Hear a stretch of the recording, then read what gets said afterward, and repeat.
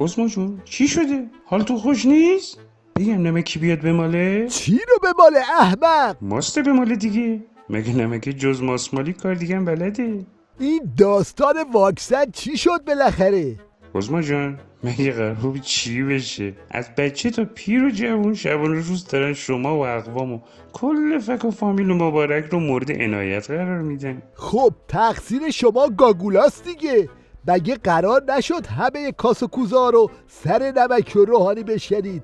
من که گفتم تخصصی ندارم. پف ای بابا کجای کار رسید عثمان؟ اون فیلمی که توش گفتیم ورود واکسن ممنوعه همه جا پخش شد دست مردمه. ای خاک بر سرتون با اون اینترنت ولتون. حالا اشکال نداره، برید بگید عثمان گفته واکسن وارد کنید.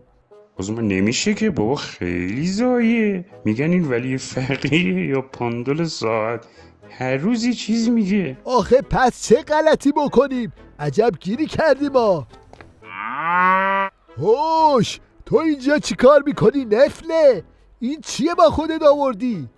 الهی من قربون چینهای امامتون بشم. الهی من فدای اون جسم ناقص و واکسن خوردتون بشم. این کاوه مبارک شماست که زیر تدابیر شما واسه کرونا زاییده.